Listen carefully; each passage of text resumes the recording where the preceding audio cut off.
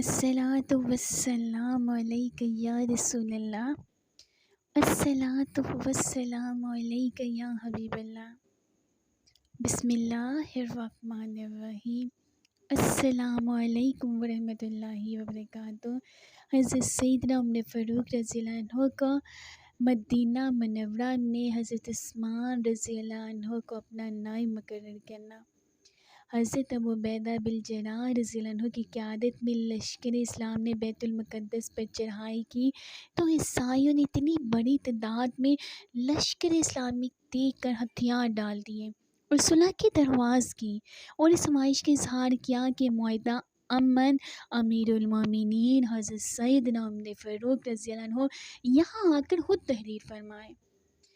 حضرت ابو عبیدہ بالجراح رضی اللہ عنہ نے ساری صورتحال حضرت سیدنا عمر فاروق رضی اللہ عنہ کو لکھ کر بھیجی، جس پر آپ رضی اللہ عنہ حضرت سیدنا عثمان غنی رضی اللہ عنہ کو مدینہ منورہ میں حاکم مقرر کر کے خود بیت المقدس روانہ ہوئے۔ حضرت سیدنا عمر فاروق رضی اللہ عنہ اپنے غلام کے ہمراہ مدینہ منورہ سے روانہ ہوئے۔ آپ رضی اللہ عنہ نے اپنے غلام کے ساتھ یہ طے کیا کہ کچھ رستہ وہ اونٹ پر سوار ہوگا اور میں پیدل چلوں گا، اور کچھ رستہ میں اونٹ پر سوار ہوں گا اور وہ پیدل چلے گا۔ چنانچہ اسی طرح کریا بکریا سفر کرتا ہوا یہ قافلہ بیت المقدس پہنچ گیا۔ جس وقت یہ دونوں حضرات بیت المقدس میں داخل ہوئے تو اس وقت اونٹ پر غلام سوار تھا اور آپ رضی اللہ عنہ نے اونٹ کی مہار تھام رکھی تھی۔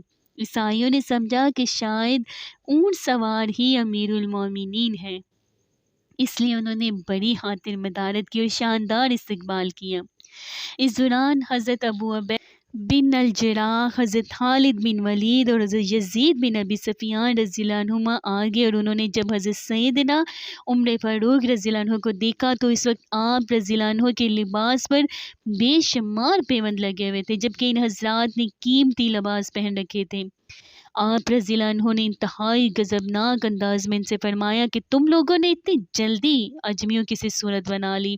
انہوں نے عرض کی، امیر المومنین، ہماری لباسوں کے نیچے ہتھیار ہیں اور ہم ابھی بھی عربی ہلاک پر قائم ہیں، جس سے آپ رضی اللہ عنہ کو تسلی ہوئی۔ جس وقت حضرت سیدنا عمر فاروق رضی اللہ عنہ روسا بیت المقدس سے ملنے کے لیے روانہ ہونے لگے تو آپ رضی اللہ عنہ کو قیمتی لباس پہننے کے لیے دیا گیا، جسے آپ رضی اللہ عنہ نے یہ کہہ کر انکار کر دیا کہ ہماری عزت اسلام سے ہے، نہ کہ لباس سے۔ پھر حضرت عمر رضی اللہ عنہ اور روسا بیت المقدس کے درمیان امن معاہدہ طے پا گیا، جس پر دونوں جانب سے کابرین نے دستخط کیے۔ حضرت سیدنا عمر فاروق رضی اللہ عنہ بیت المقدس میں داخل ہوئے۔ آپ رضی اللہ عنہ نے حضرت سیدنا بلال رضی اللہ عنہ، جو کہ حضرت ابو عبیدہ بالجراح رضی اللہ عنہ کے لشکر میں شام کی مہم میں شامل تھے، ان کو اذان دینے کی درخواست کی۔ حضرت سیدنا بلال رضی اللہ عنہ نے آپ رضی اللہ عنہ کی فرمائش پر اذان دی، جس سے زمانہ نبی صلی اللہ علیہ وآلہ وسلم کی یاد تازہ ہوگی اور روتے روتے اہل اسلام کی ہچکیاں بن گئیں۔ منصب خلافت کے لیے بشارت رسول اللہ صلی اللہ علیہ وآلہ وسلم۔ حضرت انس بن مالک رضی اللہ عنہ سے مروی ہے، آپ فرماتے ہیں کہ حضور نبی کریم صلی اللہ علیہ وآلہ وسلم ایک باغ میں تشریف لے گئے اور میں اس وقت حضور نبی کریم صلی اللہ علیہ وآلہ وسلم کے ہمراہ تھا۔ اس دوران کوئی آیا اور اس نے دروازہ کھٹکھٹایا۔ حضور نبی کریم صلی اللہ علیہ وآلہ وسلم نے مجھ سے فرمایا، اے انس رضی اللہ عنہ، دروازہ کھول دو اور آنے والے کو جنت کی خوشخبری دو کہ خلافت اس کے لیے ہے۔ حضرت انس رضی اللہ عنہ فرماتے ہیں، میں نے دروازہ کھولا اور حضرت سیدنا ابو بکر صدیق رضی اللہ عنہ دروازہ پر موجود تھے۔ میں نے انہیں جنت کی بشارت دی اور بتایا کہ حضور نبی کریم صلی اللہ علیہ وآلہ وسلم نے فرمایا ہے کہ وہ خلیفہ ہیں۔ حضرت انس رضی اللہ عنہ فرماتے ہیں، پھر کچھ دیر بعد دروازہ کھٹکھٹایا گیا تو حضور نبی کریم صلی اللہ علیہ وآلہ وسلم نے مجھ سے فرمایا، اے انس رضی اللہ عنہ، دروازہ کھول دو اور آنے والے کو جنت کی خوشخبری دو کہ ابو بکر رضی اللہ عنہ کے بعد خلافت اس کے لیے ہے۔ حضرت انس رضی اللہ عنہ فرماتے ہیں، میں نے دروازہ کھولا اور حضرت سیدنا عمر فاروق رضی اللہ عنہ دروازہ پر موجود تھے۔ میں نے انہیں جنت کی بشارت دی اور بتایا وہ حضرت سیدنا ابو بکر صدیق رضی اللہ عنہ کے بعد خلیفہ ہیں۔ حضرت انس رضی اللہ عنہ فرماتے پھر کچھ دیر بعد دروازہ کھٹکایا گیا تو حضور نبی کریم صلی اللہ علیہ وآلہ وسلم نے فرمایا اے انس رضی اللہ عنہ دروازہ کھول دو اور آنے والے کو جنت کی خوشخبری دو کہ عمر رضی اللہ عنہ کے بعد وہ خلیفہ ہیں۔ حضرت انس رضی اللہ عنہ فرماتے میں نے دروازہ کھولا تو حضرت سیدنا عثمان غنی رضی اللہ عنہ تھے۔ میں نے انہیں جنت کی بشارت دی اور بتایا وہ حضرت سیدنا عمر فاروق رضی اللہ عنہ کے بعد خلیفہ ہوں گے۔ حضرت عثمان غنی رضی اللہ عنہ خلیفہ مقرر ہوئے۔ حضرت عمر بن مامون رضی اللہ عنہ سے مروی یا فرماتے ہیں کہ حضرت سیدنا عمر فاروق رضی اللہ عنہ کے وصال کے بعد حضرت سیدنا عثمان غنی، حضرت سیدنا علی المرتضیٰ، حضرت طلحہ بن عبید اللہ، حضرت زبیر بن العوام، حضرت عبد الرحمن بن عوف اور حضرت سعد بن ابی وقاص رضی اللہ عنہما ایک جگہ جمع ہوئے۔ حضرت عبد الرحمن بن عوف رضی اللہ عنہ نے فرمایا کہ اپنے اس کام کو 3 کے حوالے کر دو۔ چنانچہ حضرت زبیر بن العوام رضی اللہ عنہ نے اپنی رائے حضرت سیدنا علی المرتضیٰ کے حوالہ اور حضرت طلحہ بن عبید اللہ رضی اللہ عنہ نے اپنی رائے حضرت سیدنا عثمان غنی رضی اللہ عنہ کے حوالے اور حضرت سعد بن ابی وقاص رضی اللہ عنہ نے اپنی رائے حضرت عبد الرحمن بن عوف رضی اللہ عنہ کے حوالے کر دی۔ حضرت عبد الرحمن بن عوف رضی اللہ عنہ نے یہ دیکھا تو فرمایا کہ میں خود کو اس ثمر سے دستبردار کرتا ہوں۔ پھر حضرت عبد الرحمن بن عوف رضی اللہ عنہ نے حضرت سیدنا علی المرتضیٰ رضی اللہ عنہ کا ہاتھ پکڑا اور انہیں ایک طرف لے گئے اور کہا کہ اگر آپ رضی اللہ عنہ کو خلیفہ مقرر کیا جائے تو کیا آپ رضی اللہ عنہ انصاف سے کام لیں گے، اور اگر حضرت سیدنا عثمان غنی رضی اللہ عنہ کو خلیفہ مقرر کیا جائے تو ان کی اطاعت کریں گے۔ حضرت سیدنا علی المرتضیٰ رضی اللہ عنہ نے فرمایا ہاں۔ اس کے بعد حضرت عبد الرحمن بن عوف رضی اللہ عنہ نے حضرت سیدنا عثمان غنی رضی اللہ عنہ کا ہاتھ تھاما اور ان کو ایک طرف لے گئے اور کہا کہ اگر آپ رضی اللہ عنہ کو خلیفہ مقرر کیا جائے تو کیا انصاف سے کام لیں گے، اور اگر حضرت سیدنا علی المرتضیٰ رضی اللہ عنہ کو خلیفہ مقرر کیا جائے تو آپ رضی اللہ عنہ کی اطاعت کریں گے۔ حضرت سیدنا عثمان غنی رضی اللہ عنہ نے فرمایا ہاں۔ اس کے بعد حضرت عبد الرحمن بن عوف رضی اللہ عنہ نے حضرت سیدنا عثمان غنی رضی اللہ عنہ کے دست حق پر بیعت کر لی، جس کے بعد حضرت سیدنا علی المرتضیٰ رضی اللہ عنہ اور دیگر لوگوں نے آپ رضی اللہ عنہ کے دست حق پر بیعت کی اور آپ حضرت عثمان رضی اللہ عنہ خلیفہ منتخب ہوئے۔ عثمان رضی اللہ عنہ کا دشمن رحمان کا دشمن ہے۔ ایک دن حضرت جبرائیل علیہ السلام ایک طباق لے کر آئے جو جنت کے سیبوں سے لبریز تھا۔ حضرت جبرائیل علیہ السلام نے طباق حضور نبی کریم صلی اللہ علیہ وآلہ وسلم کے سامنے رکھ کر عرض کیا یا رسول اللہ صلی اللہ علیہ وآلہ وسلم، آپ صلی اللہ علیہ وآلہ وسلم اس میں سے اس شخص کو عنایت کیجئے جو آپ صلی اللہ علیہ وآلہ وسلم کو پیارا ہو۔ یہ طباق ایک نورانی ہوان پوش سے ڈھکا ہوا تھا۔ حضور نبی کریم صلی اللہ علیہ وآلہ وسلم نے اپنا ہاتھ اس طباق میں داخل کر کے ایک سیب نکالا۔ دیکھتے کیا ہے؟ جس کے ایک جانب یہ لکھا ہے یہ خدائے منان و حنان کا تحفہ ہے عثمان رضی اللہ عنہ بن عفان کے لیے، اور دوسری طرف یہ لکھا تھا کہ عثمان رضی اللہ عنہ کا دشمن رحمان کا دشمن ہے۔ جنت کی بشارت۔ حضرت سیدنا عثمان غنی رضی اللہ عنہ کا شمار عشرہ مبشرہ میں ہوتا ہے۔ عشرہ مبشرہ وہ 10 خوش نصیب صحابی رسول صلی اللہ علیہ وآلہ وسلم ہیں جنہیں حضور نبی کریم صلی اللہ علیہ وآلہ وسلم نے اپنی زندگی ہی میں جنت کی بشارت دی تھی۔ حضرت ابو موسیٰ اشعری رضی اللہ عنہ سے مروی ہے، آپ فرماتے ہیں کہ میں نے ایک مرتبہ حضور نبی کریم صلی اللہ علیہ وآلہ وسلم کے ہمراہ مدینہ منورہ کے ایک باغ میں موجود تھا اور اس باغ کا دروازہ بند تھا۔ اچانک دروازے پر دستک ہوئی تو حضور نبی کریم مصطفیٰ صلی اللہ علیہ وآلہ وسلم نے مجھ سے فرمایا اٹھو اور دروازہ کھولو اور آنے والے کو جنت کی خوشخبری دو۔ میں نے دروازہ کھولا تو حضرت سیدنا عثمان غنی رضی اللہ عنہ تھے۔ میں نے انہیں حضور نبی کریم صلی اللہ علیہ وآلہ وسلم کا فرمان سنایا تو انہوں نے اللہ تعالیٰ کا شکر ادا کیا اور کہا کہ اللہ تعالیٰ ہی بہترین مدد کرنے والا ہے، اور پھر آپ رضی اللہ عنہ اندر آئے اور حضور نبی کریم صلی اللہ علیہ وآلہ وسلم کے پاس تشریف فرما ہو گئے۔ جسم پر سنگریزوں کے نشان۔ حضرت سیدنا امام حسن رضی اللہ عنہ فرماتے ہیں میں نے حضرت سیدنا عثمان غنی رضی اللہ عنہ کو دیکھا، آپ رضی اللہ عنہ مسجد نبی صلی اللہ علیہ وآلہ وسلم میں اپنے سرہانے چادر رکھے سو رہے تھے۔ لوگ آتے تو آپ رضی اللہ عنہ اٹھ کر بیٹھ جاتے، اور جب لوگ چلے جاتے تو آپ رضی اللہ عنہ لیٹ جاتے۔ یہ سلسلہ کافی دیر تک جاری رہتا۔ جو لوگ آتے آپ رضی اللہ عنہ کی بات نہایت توجہ سے سنتے۔ حضرت سیدنا امام حسن رضی اللہ عنہ فرماتے ہیں حضرت سیدنا عثمان غنی رضی اللہ عنہ دوپہر کا کھانا کھانے کے بعد مسجد نبوی صلی اللہ علیہ وآلہ وسلم میں جا کر قیلولہ فرماتے تھے۔ جب آپ رضی اللہ عنہ اٹھتے تو آپ رضی اللہ عنہ کے جسم پر سنگریزوں کے نشان ہوتے تھے۔ آپ رضی اللہ عنہ اہل مدینہ میں سب سے زیادہ مالدار تھے، لیکن آپ رضی اللہ عنہ کی یہ حالت تھی کہ مسجد کے کھلے فرش پر لیٹتے تھے، یہاں تک کہ جسم پر سنگریزوں کے نشان پڑ جاتے تھے۔ لباس انتہائی معمولی ہوتا تھا۔ حضرت سیدنا امام حسن رضی اللہ عنہ فرماتے ہیں کہ حضرت سیدنا عثمان غنی رضی اللہ عنہ اگرچہ مالدار تھے، لیکن پھر بھی آپ رضی اللہ عنہ کا لباس نہایت معمولی ہوتا تھا۔ آپ رضی اللہ عنہ کی چادر کی قیمت زیادہ سے زیادہ 8 درہم تھی، جبکہ آپ رضی اللہ عنہ کی قمیض کی قیمت بھی 8 درہم سے زیادہ نہ تھی۔ آپ رضی اللہ عنہ پاؤں میں جو جوتی پہنتے تھے وہ باریک تسمے والی اور درمیان سے کٹی ہوئی ہوتی تھی۔ حضرت عبد الملک بن شداد رضی اللہ عنہ سے مروی ہے، آپ فرماتے ہیں کہ میں نے حضرت سیدنا عثمان غنی رضی اللہ عنہ کو جمعے کے روز مسجد نبوی صلی اللہ علیہ وآلہ وسلم میں دیکھا۔ آپ رضی اللہ عنہ نے ایک ادنا موٹا تہبند باندھ رکھا تھا، جبکہ ایک معمولی کوفئی چادر آپ رضی اللہ عنہ کے کندھوں پر تھی۔ حضرت عبداللہ بن شداد رضی اللہ عنہ کا بیان ہے، آپ فرماتے ہیں کہ میں نے حضرت سیدنا عثمان غنی رضی اللہ عنہ کو نماز جمعے کے وقت منبر پر بیٹھے دیکھا۔ آپ رضی اللہ عنہ نے اس وقت لباس سے زیبتن کیا ہوا تھا، اس کی قیمت کسی طرح بھی 5 درہم سے زیادہ نہ تھی۔ برکت کی دعا۔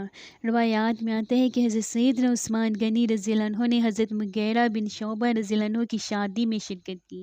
جب آپ رضی اللہ عنہ کے آگے کھانا رکھا گیا تو آپ رضی اللہ عنہ نے فرمایا میں روزے سے ہوں، مگر میں نے یہ پسند کیا کہ میں اپنے مسلمان بھائی کی دعوت میں شریک ہوں اور اس کے لیے برکت کی دعا کروں۔ لوگ بادشاہوں کی مثل نہ سمجھیں۔ امام بہقی رحمۃ اللہ علیہ نے روایت بیان کی ہے کہ حضرت سیدنا عثمان غنی رضی اللہ عنہ مکہ مکرمہ سے آتے پڑاؤ پر ٹھہر جاتے تھے، اور لوگ جب مدینہ منورہ میں داخل ہونے کے لیے سوار ہوتے تو اپنے پیچھے بچوں کو بٹھا لیتے تھے اور فرماتے تھے کہ میں اس وجہ سے ایسا کرتا ہوں تاکہ لوگ مجھے بادشاہوں کی طرح نہ سمجھیں کہ جس کی سواری کے پیچھے بچے چلتے ہوں۔ بصیرت اور سچی فراست۔ حضرت انس بن مالک رضی اللہ عنہ سے مروی ہے، آپ فرماتے ہیں کہ کچھ لوگ حضرت سیدنا عثمان غنی رضی اللہ عنہ کے پاس آئے۔ راستے میں انہوں نے ایک عورت کو دیکھا تھا جو بہت حسین تھی۔ آپ رضی اللہ عنہ نے فرمایا تم میں سے کچھ لوگ میرے پاس آتے ہیں جن کی آنکھوں میں واضح زنا کے اثار ہوتے ہیں۔ حضرت انس رضی اللہ عنہ فرماتے ہیں میں نے کہا کیا حضور نبی کریم صلی اللہ علیہ وآلہ وسلم کے بعد وحی نازل ہوئی؟ حضرت سیدنا عثمان غنی رضی اللہ عنہ نے فرمایا نہیں، مگر بصیرت اور سچی فراست ہے۔ حضرت سیدنا علی المرتضیٰ رضی اللہ عنہ کا گستاخ کو جواب۔ ابو اسحاق رحمۃ اللہ علیہ کی روایت ہے کہ ایک شخص نے حضرت سیدنا علی المرتضیٰ رضی اللہ عنہ کے سامنے کہا کہ حضرت سیدنا عثمان غنی رضی اللہ عنہ معاذ اللہ جہنمی ہے۔ حضرت سیدنا علی المرتضیٰ رضی اللہ عنہ نے فرمایا کہ تجھے کیسے معلوم ہوا؟ اس شخص نے کہا انہوں نے نئی بات ایجاد کی۔ حضرت سیدنا علی المرتضیٰ رضی اللہ عنہ نے فرمایا کہ اگر تیری کوئی بیٹی ہو تو کیا تو اس کی شادی بغیر مشورے کے کرے گا؟ اس شخص نے کہا ہرگز نہیں۔ حضرت سیدنا علی المرتضیٰ رضی اللہ عنہ نے فرمایا تو کیا میری رائے حضور نبی کریم صلی اللہ علیہ وآلہ وسلم کی رائے جو انہوں نے اپنی 2 بیٹیوں کے بارے میں کی اس سے بہتر ہو سکتی ہے؟ اور تو مجھے حضور نبی کریم صلی اللہ علیہ وآلہ وسلم کی یہ بات بھی بتا کہ جب حضور نبی کریم صلی اللہ علیہ وآلہ وسلم کسی کام کا ارادہ فرماتے تھے تو اللہ تعالیٰ سے استخارہ کرتے تھے یا نہیں؟ اس شخص نے کہا کہ حضور نبی کریم صلی اللہ علیہ وآلہ وسلم استخارہ کرتے تھے۔ حضرت سیدنا علی المرتضیٰ رضی اللہ عنہ نے فرمایا کہ اللہ تعالیٰ نے آپ صلی اللہ علیہ وآلہ وسلم کو خیر کی رائے دی یا نہیں؟ اس شخص نے کہا بے شک اللہ تعالیٰ نے حضور نبی کریم صلی اللہ علیہ وآلہ وسلم کو خیر کی رائے دی۔ حضرت سیدنا علی المرتضیٰ رضی اللہ عنہ نے فرمایا تو پھر تو مجھے بتا کہ کیا اللہ تعالیٰ کی رائے حضور نبی کریم صلی اللہ علیہ وآلہ وسلم کی دونوں بیٹیوں کی شادی کے معاملے میں درست نہ تھی؟ اور اگر تو نے کبھی دوبارہ حضرت سیدنا عثمان غنی رضی اللہ عنہ کی شان میں ایسے الفاظ استعمال کیے تو میں تیری گردن اڑا دوں گا۔ زکوٰۃ کا معاملہ لوگوں کی ضمیر پر چھوڑ دیا۔ حضرت سیدنا عثمان غنی رضی اللہ عنہ نے اپنے دور خلافت میں بہت سے پیچیدہ امور کا فیصلہ بھی کیا اور ان فیصلوں کو سراہا بھی کیا۔ آپ رضی اللہ عنہ نے زکوٰۃ کی وصولی کا نظام ختم کر کے لوگوں کو اس بات کی ترغیب دی کہ وہ اپنے مال سے زکوٰۃ خود ادا کریں۔ جب ماہ رمضان شروع ہوتا یا ماہ محرم الحرام شروع ہوتا تو آپ رضی اللہ عنہ منادی کرواتے کہ زکوٰۃ نکالنے کا مہینہ آ گیا ہے، اپنے اپنے مال کی زکوٰۃ ادا کر دو۔ روایات میں آتا ہے کہ حضرت سیدنا عثمان غنی رضی اللہ عنہ نے تقریر کرتے ہوئے فرمایا کہ میں زکوٰۃ کا معاملہ تم لوگوں کی ضمیر پر چھوڑتا ہوں، یہ اللہ تعالیٰ کا فرض کیا ہوا امر ہے۔ چنانچہ یہ طے کیا گیا زراعت، معدنیات اور اس سے ملحقہ دوسری چیزوں کی زکوٰۃ حکومت وصول کرے گی، جبکہ نقد رقم اور سونا چاندی کی زکوٰۃ مسلمان اپنے ضمیر کے مطابق جو ان پر واجب الادا ہوگی اس سے ادا کریں گے۔ حضرت عثمان غنی رضی اللہ عنہ موت کو ہر وقت یاد کر کے گریہ زاری کرتے رہتے ہیں۔ حضرت سیدنا عثمان غنی رضی اللہ عنہ ہمہ وقت موت کو یاد کر کے روتے رہتے تھے۔ آپ رضی اللہ عنہ اکثر و بیشتر جنت البقیع تشریف لے جاتے اور زاروں کی طرح رویا کرتے تھے۔ آپ رضی اللہ عنہ کے سامنے اگر کسی غیر مسلم کا جنازہ بھی گزرتا تو آپ رضی اللہ عنہ احتراماً کھڑے ہو جاتے۔ حضرت سیدنا عثمان غنی رضی اللہ عنہ کے غلام حضرت ام ہانی رضی اللہ عنہ سے منقول ہے کہ آپ رضی اللہ عنہ کسی قبر پر کھڑے ہو جاتے اور اس قدر ہوتے کہ آپ رضی اللہ عنہ کی داڑھی مبارک آنسوؤں سے تر ہو جایا کرتی تھی۔ خوف خدا بندی۔ حضرت سیدنا عثمان غنی رضی اللہ عنہ کے دل میں خوف خدا بدرجہ موجود تھا۔ آپ رضی اللہ عنہ ہر کام میں اللہ تعالیٰ کی دلجوئی اور اس کی رضا کی طالب رہتے تھے۔ آپ رضی اللہ عنہ پر خشیت خداوندی کی وجہ سے اکثر و بیشتر لرزہ طاری ہو جایا کرتا تھا۔ ایک مرتبہ کسی نے حضرت سیدنا عثمان غنی رضی اللہ عنہ سے اس لرزہ کی وجہ دریافت کی تو آپ رضی اللہ عنہ نے فرمایا کہ حضور نبی کریم صلی اللہ علیہ وآلہ وسلم کا فرمان عالی شان ہے کہ قبر آخرت کی پہلی منزل ہے، اور اگر یہ منزل آسان ہو تو سمجھ لو کہ باقی تمام منزلیں آسان ہو جاتی ہیں۔ دوران تلاوت قرآن مجید جب حضرت سیدنا عثمان غنی رضی اللہ عنہ کسی ذاب والی آیت کی تلاوت کرتے تو آپ رضی اللہ عنہ خوف خداوندی کی وجہ سے بے تحاشا رونا شروع کر دیا کرتے تھے۔ حضور نبی کریم صلی اللہ علیہ وآلہ وسلم کے ہر قدم کے عوض غلام آزاد فرمائے۔ حضرت عثمان غنی رضی اللہ عنہ نے سبحان اللہ کہ سب پیارا واقعہ ہے کہ حضرت سیدنا عثمان غنی رضی اللہ عنہ حضور نبی کریم صلی اللہ علیہ وآلہ وسلم کی بہت عزت کیا کرتے تھے اور حضور نبی کریم صلی اللہ علیہ وآلہ وسلم کی خدمت کا کوئی موقع ہاتھ سے جانے نہ دیتے تھے۔ روایات میں آتا ہے کہ ایک مرتبہ حضرت سیدنا عثمان غنی رضی اللہ عنہ نے حضور نبی کریم صلی اللہ علیہ وآلہ وسلم کی دعوت کی اور عرض کیا یا رسول اللہ صلی اللہ علیہ وآلہ وسلم، آپ صلی اللہ علیہ وآلہ وسلم اپنے صحابہ کرام رضی اللہ عنہم سمیت میرے گھر تشریف لائیں اور کھانا تناول فرمائیں۔ حضور نبی کریم صلی اللہ علیہ وآلہ وسلم نے حضرت سیدنا عثمان غنی رضی اللہ عنہ کی دعوت قبول فرما لی اور صحابہ کرام رضی اللہ عنہ کے ہمراہ آپ رضی اللہ عنہ کے گھر تشریف لے جانے کے لیے روانہ ہوئے۔ آپ رضی اللہ عنہ حضور نبی کریم صلی اللہ علیہ وآلہ وسلم کے پیچھے پیچھے چلنا شروع ہو گئے اور حضور نبی کریم صلی اللہ علیہ وآلہ وسلم کا ایک ایک قدم مبارک جو آپ رضی اللہ عنہ کے گھر کی طرف چلتے ہوئے زمین پر پڑتا اسے گنتے رہے۔ حضور نبی کریم صلی اللہ علیہ وآلہ وسلم نے پوچھا عثمان رضی اللہ عنہ تم میرے قدم کیوں گن رہے ہو؟ حضرت سیدنا عثمان غنی رضی اللہ عنہ نے عرض کیا یا رسول اللہ صلی اللہ علیہ وآلہ وسلم، میں، میرے ماں باپ، آپ صلی اللہ علیہ وآلہ وسلم پر قربان ہوں۔ میں چاہتا ہوں کہ آپ صلی اللہ علیہ وآلہ وسلم کے ایک ایک قدم مبارک کے عوض آپ صلی اللہ علیہ وآلہ وسلم کی تعظیم کی خاطر ایک ایک غلام آزاد کر دوں۔ سبحان اللہ۔ چنانچہ روایات میں آتا ہے کہ حضرت سیدنا عثمان غنی رضی اللہ عنہ نے گر تک حضور نبی کریم صلی اللہ علیہ وآلہ وسلم کے جتنے قدم مبارک زمین پر پڑے تھے اسی قدر غلام آزاد فرمائے تھے۔ اللہ اکبر، کیسی محبت ہے ان کی نبی پاک مصطفیٰ صلی اللہ علیہ وآلہ وسلم سے۔ اللہ پاک ہمیں بھی سچی محبت نصیب کر دے، آمین۔ بس سلوکی کرنے پر اللہ تعالیٰ کا قہر۔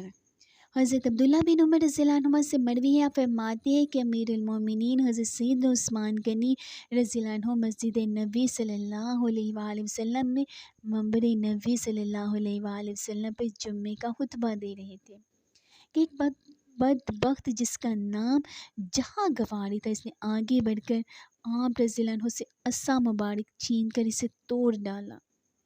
آپ رضی اللہ عنہ نے اپنی حلیم الطبع کی وجہ سے اس شخص کو کچھ نہ کہا، لیکن اللہ تعالیٰ کا قہر اس شخص پر نازل ہوا اور اس کا وہ ہاتھ جسے اس نے آپ رضی اللہ عنہ سے عصا چھینا تھا، وہ ہاتھ آہستہ آہستہ گل سڑ گیا اور 1 سال بعد وہ شخص درد کی شدت سے تڑپ تڑپ کر مر گیا۔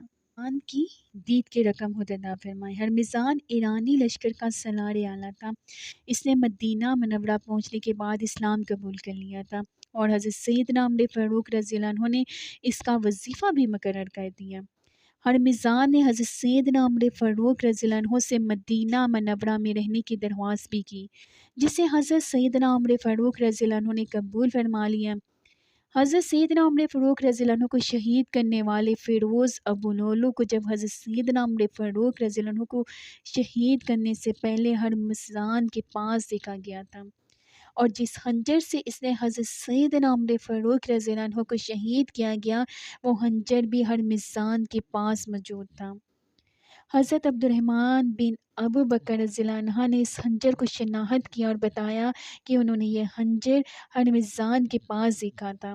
نیز فیروز ابو لولو بھی ہرمزان کے پاس موجود تھا اور ان کے ساتھ ایک عیسائی غلام جفینہ بھی تھا۔ حضرت سیدنا عمر فاروق رضی اللہ عنہ کی تدفین کے بعد حضرت عبداللہ بن عمر رضی اللہ عنہ نے مشتعل ہو کر ہرمزان کو قتل کر دیا۔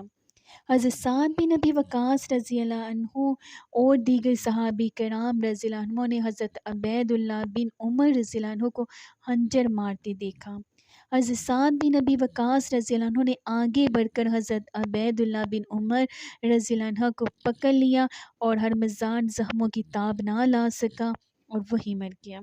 حضرت سعد بن ابی وقاص رضی اللہ عنہ نے حضرت عبید اللہ بن عمر رضی اللہ عنہ کو حضرت صہیب رومی رضی اللہ عنہ کی خدمت میں پیش کیا، جو اس وقت عارضی طور پر مسند خلافت پر تشریف فرماتے ہیں۔ حضرت صہیب رومی رضی اللہ عنہ نے یہ معاملہ نئے منتخب ہونے والے خلیفہ پر چھوڑ دیا۔ حضرت سیدنا عثمان غنی رضی اللہ عنہ جب مسند خلافت پر بیٹھے اور تمام لوگ آپ رضی اللہ عنہ کے دست حق پر بیعت کر چکے تو آپ رضی اللہ عنہ کی خدمت میں حضرت عبید اللہ بن عمر رضی اللہ عنہ کو پیش کیا گیا کہ انہوں نے مسلم ہرمزان کو قتل کر دیا ہے۔ حضرت عبید اللہ بن عمر رضی اللہ عنہ نے ہرمزان کے قتل کا اعتراف کیا۔ حضرت سیدنا علی المرتضیٰ نے مجلس شورا کے ممبر ہونے کی حیثیت سے مشورہ دیا کہ حضرت عبید اللہ بن عمر رضی اللہ عنہما کو قصاص کے بدلے میں قتل کر دیا جائے۔ حضرت عمرو بن العاص رضی اللہ عنہ نے حضرت سیدنا علی المرتضیٰ رضی اللہ عنہ کے مشورے پر اعتراض کرتے ہوئے فرمایا کہ یہ کیسے ہو سکتا ہے، ابھی کل ہی حضرت سیدنا عمر فاروق رضی اللہ عنہ کو شہید کیا گیا ہے اور آج ان کے بیٹے کا خون بہایا جائے، یہ مناسب نہیں ہے۔ حضرت عمرو بن العاص رضی اللہ عنہ کے مشورے کی تائید مجلس شورا کے بقیہ تمام ارکان نے بھی کی، جس پر حضرت سیدنا عثمان غنی رضی اللہ عنہ نے فرمایا کہ میں یہ نہیں کر سکتا کہ جس شخص کا باپ شہید کیا گیا ہو اور آج اس کو بھی قتل کروا دوں۔ اس کے بعد آپ رضی اللہ عنہ نے اپنے مال میں سے ہر میزان کی دید کی رقم ادا کی اور دید کی رقم باقاعدہ بیت المال میں جمع کروا دی۔ حضرت سیدنا عثمان غنی رضی اللہ عنہ کے زمانے خلافت میں بے شمار فتوحات ہوئیں اور بے شمار مال غنیمت بیت المال میں جمع ہوا۔ آپ رضی اللہ عنہ نے بیت المال سے لوگوں کے وظائف بھی مقرر کیے اور جن لوگوں کے پہلے سے وظائف مقرر تھی ان میں اضافہ کیا تاکہ لوگ خوشحال ہو سکیں۔ بیت المال سے وظائف کی ادائیگی کے علاوہ ضرورت مندوں اور محتاجوں کو اشیاء ضروریہ بھی دی جاتی تھی۔ شہد، کپڑا اور گھی وغیرہ تقسیم کیے جاتے تھے۔ حضرت سیدنا امام حسن رضی اللہ عنہ سے مروی ہے کہ میں نے حضرت سیدنا عثمان غنی رضی اللہ کو منادی کرتے دیکھا۔ وہ اعلان کر رہے تھے کہ اے لوگوں، صبح اپنے اپنے وظائف لینے آؤ۔ بس لوگ آئے اور اپنے وظائف لے کر جانے لگے اور پھر شام کے وقت یہ منادی کرتے، اے لوگوں آؤ اور اپنے روزینے لیتے جاؤ۔ چنانچہ لوگ جوک در جوک آتے اور اپنے روزینے لے کر جاتے۔ حضرت عثمان غنی رضی اللہ عنہ کا یہ معمول تھا کہ نماز جمعہ کے خطبہ کے لیے جب منبر پر تشریف لاتے تو خطبے کی آغاز سے قبل دور دراز علاقوں سے آئے ہوئے لوگوں سے علاقوں کے بارے میں معلومات حاصل کرتے، اگر ان کے کوئی مسائل ہوتے تو متعلقہ گورنروں کو ان لوگوں کے مسائل حل کرنے کا حکم دیتے۔ حضرت سیدنا عثمان غنی رضی اللہ عنہ اپنے پاس آئے ہوئے سائلین کی بات انتہائی توجہ اور غور سے سنتے۔ اس سلسلے میں آپ رضی اللہ عنہ نے یہ اعلان کروا رکھا تھا کہ اگر کسی شخص کو حاکم سے کوئی شکایت ہو تو وہ حج کے موقع پر آئے اور اس شکایت کو ان تک پہنچائیں۔ آپ رضی اللہ عنہ نے تمام مقررہ شدہ گورنروں کی یہ ہدایت دے رکھی تھی کہ وہ عوام الناس کی شکایات سنیں اور ان کے مسائل کے حل کی طرف فوری توجہ کریں تاکہ عوام الناس کا اعتماد حاکموں پر بحال ہو۔ حضرت سیدنا عثمان غنی رضی اللہ عنہ نے نظام خلافت کو احسن طریقے سے چلانے کے لیے گورنروں کا احتساب بھی کیا۔ آپ رضی اللہ عنہ نے خلیفہ مقرر ہونے کے بعد سب سے پہلے امراء اور گورنروں کے مال و اسباب کی تحقیق کی اور ان کے مال و اسباب کا تمام ریکارڈ مرتب کرنے کے بعد ان کے مال و اسباب کی وقتاً فوقتاً تحقیق بھی کرتے رہتے۔ اس معاملے میں آپ رضی اللہ عنہ مختلف وفود ان علاقوں میں بھیجتے جہاں کے گورنر کا احتساب کرنا ہوتا۔ ان گورنروں کی نگرانی کے لیے حضرت سیدنا عثمان غنی رضی اللہ عنہ نے اکابر صحابہ کرام رضی اللہ عنہ پر مشتمل ایک کمیٹی بنا رکھی تھی تاکہ کسی بھی شخص کو کوئی اعتراض باقی نہ رہے۔ حضرت سیدنا عثمان غنی رضی اللہ عنہ مقرر کردہ گورنروں سے کسی بھی قسم کی رعایت کے قائل نہ تھے اور اگر کسی گورنر کے خلاف کوئی شکایت ملتی تو اس کا فوری نوٹس لیتے۔ آپ رضی اللہ عنہ کی انہی کاوشوں کی بدولت اسلامی حکومت کا نظم و نسق بہتر ہوا۔ اس سلسلے میں بہترین مثال حضرت عمرو بن العاص رضی اللہ عنہ کی ہے۔ حضرت عمرو بن العاص رضی اللہ عنہ مصر کے گورنر تھے۔ جب انہوں نے مصر کے خراج میں کمی کی تو آپ رضی اللہ عنہ نے ان کو مصر کی گورنری سے ہٹا دیا۔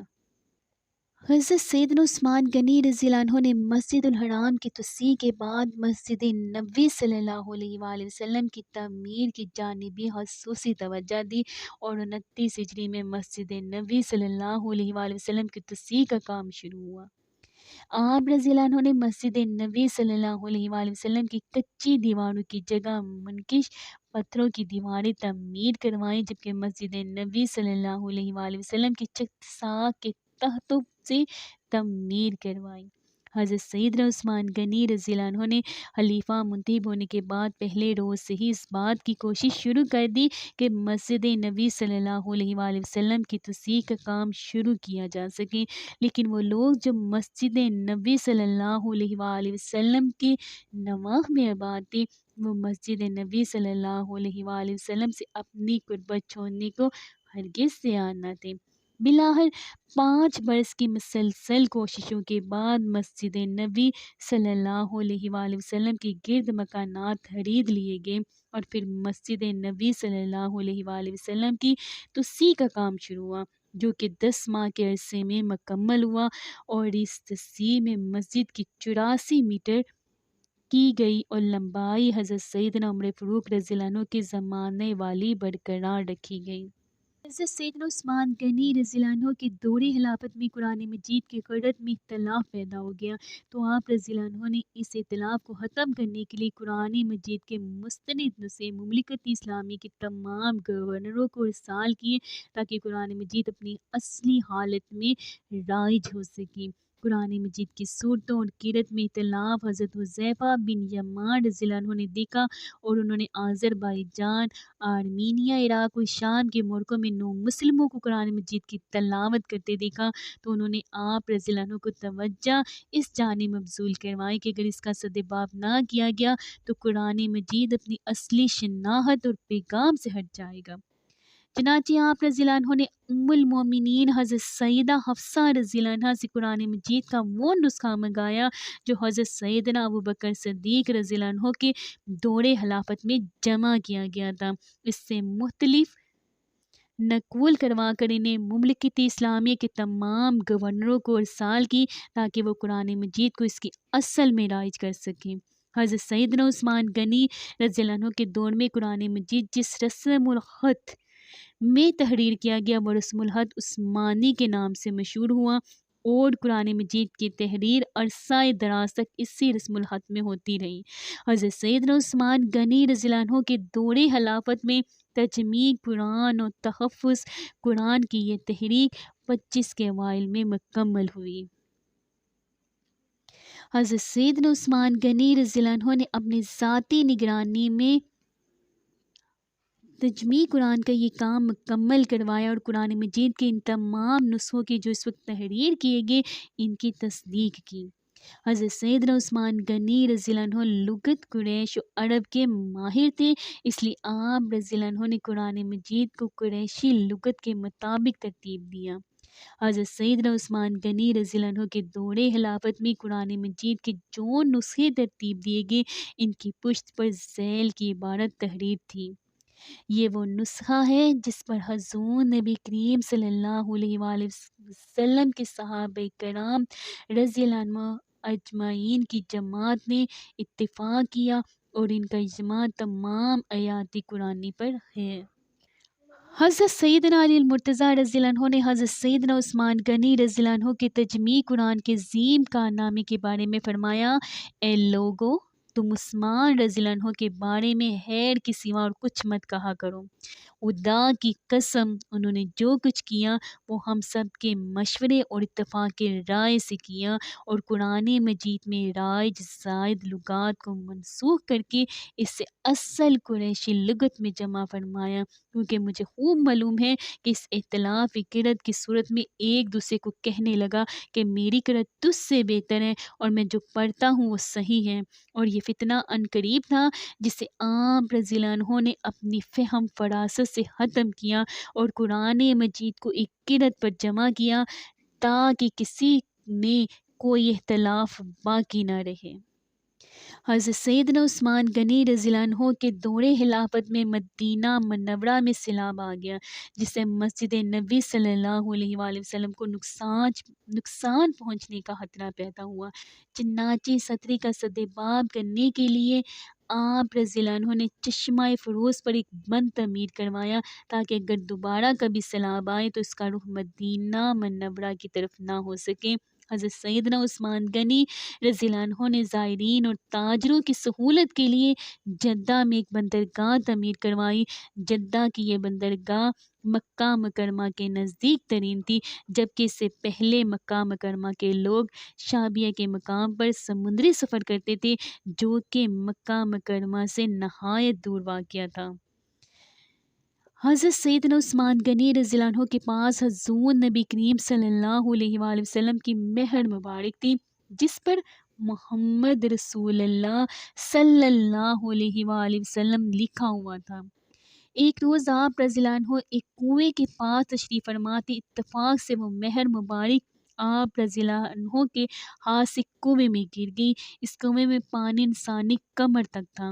آپ رضی اللہ عنہ کے حکم پر اس مہر کو تلاش کیا گیا مگر وہ مہر نہ ملی، حتیٰ کہ آپ رضی اللہ عنہ نے اعلان کروایا کہ میں مہر ڈھونڈنے والے کو 1,00,000 درہم انعام دوں گا، مگر اس کنویں کی مٹی تک کھود دی گئی مگر وہ مہر نہ ملی۔ اس مہر کی گمشدگی کے بعد لوگوں کی شکایات میں اضافہ ہوتا چلا گیا اور آپ رضی اللہ عنہ کے خلاف مختلف فتنے سر اٹھانے لگے۔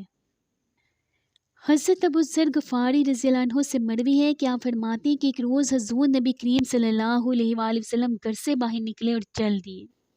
میں آپ صلی اللہ علیہ وآلہ وسلم کے پیچھے گیا اور پھر آپ صلی اللہ علیہ وآلہ وسلم ایک جگہ تشریف فرما ہوئے۔ آپ صلی اللہ علیہ وآلہ وسلم نے مجھے دیکھا تو پوچھا، ابو ذر رضی اللہ عنہ تم کیسے آئے ہو؟ حضرت ابو ذر غفاری رضی اللہ عنہ فرماتے ہیں میں نے عرض کیا اللہ اور اس کے رسول صلی اللہ علیہ وآلہ وسلم کو بخوبی علم ہے۔ پھر حضرت سیدنا ابو بکر صدیق رضی اللہ عنہ آئے اور وہ حضور نبی کریم صلی اللہ علیہ وآلہ وسلم کی دائیں تشریف فرما ہوئے۔ حضور نبی کریم صلی اللہ علیہ وآلہ وسلم نے حضرت سیدنا ابو بکر صدیق رضی اللہ عنہ سے آنے کی وجہ دریافت کی تو انہوں نے فرمایا اللہ اور اس کے رسول صلی اللہ علیہ وآلہ وسلم کو بخوبی علم ہے۔ حضرت ابو ذر غفاری رضی اللہ عنہ فرماتے ہیں پھر کچھ دیر بعد حضرت سیدنا عمر فاروق رضی اللہ عنہ تشریف لائے اور وہ حضرت سیدنا ابو بکر صدیق رضی اللہ عنہ کے دائیں تشریف فرما ہوئے۔ حضور نبی کریم صلی اللہ علیہ وآلہ وسلم نے ان سے بھی آنے کی وجہ دریافت کی تو انہوں نے فرمایا اللہ اور اس کے رسول صلی اللہ علیہ وآلہ وسلم کو بخوبی علم ہے۔ حضرت ابو ذر غفاری رضی اللہ عنہ فرماتے پھر کچھ دیر بعد حضرت سیدنا عثمان غنی رضی اللہ عنہ تشریف لائے اور حضرت سیدنا عمر فاروق رضی اللہ عنہ کے دائیں جانب تشریف فرما ہوئے۔ حضور نبی کریم صلی اللہ علیہ وآلہ وسلم نے ان سے بھی آنے کی وجہ دریافت کی تو انہوں نے عرض کیا اللہ اور اس کے رسول صلی اللہ علیہ وآلہ وسلم کو بخوبی علم ہے۔ حضرت ابو ذر غفاری رضی اللہ عنہ فرماتے ہیں پھر حضور نبی کریم صلی اللہ علیہ وآلہ وسلم نے زمین سے 7 پتھر اٹھائے اور ان پتھروں نے تسبیح بیان کرنا شروع کر دی۔ آپ صلی اللہ علیہ وآلہ وسلم نے کچھ دیر بعد وہ پتھر دوبارہ زمین پر رکھ دیے اور پھر کچھ دیر بعد دوبارہ ان پتھروں کو اٹھایا اور انہوں نے حضرت سیدنا ابو بکر صدیق رضی اللہ عنہ کے ہاتھ پر رکھا اور ان پتھروں نے پھر سے تسبیح بیان کرنا شروع کر دی۔ حضرت سیدنا ابو بکر صدیق رضی اللہ عنہ نے وہ پتھر کچھ دیر بعد دوبارہ زمین پر رکھ دیے۔ حضور نبی کریم صلی اللہ علیہ وآلہ وسلم نے ان پتھروں کو اٹھایا اور اب حضرت سیدنا عمر فاروق رضی اللہ عنہ کے ہاتھ پر رکھ دیے۔ ان پتھروں نے پھر تسبیح بیان کرنا شروع کر دی۔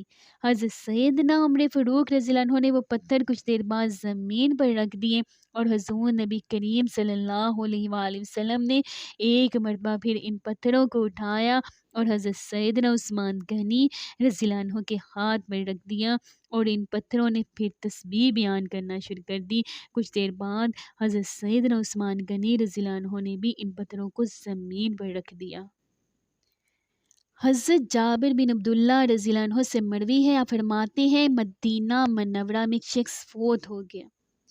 لوگوں نے حضور نبی کریم صلی اللہ علیہ وآلہ وسلم سے اس کا نماز جنازہ پڑھانے کی درخواست کی مگر آپ صلی اللہ علیہ وآلہ وسلم نے یہ کہہ کر انکار کر دیا کہ یہ شخص میری عثمان رضی اللہ عنہ سے بغض رکھتا ہے اور جو میری عثمان رضی اللہ عنہ سے بغض رکھے گا میں اس کی نماز جنازہ کبھی نہیں پڑھاؤں گا۔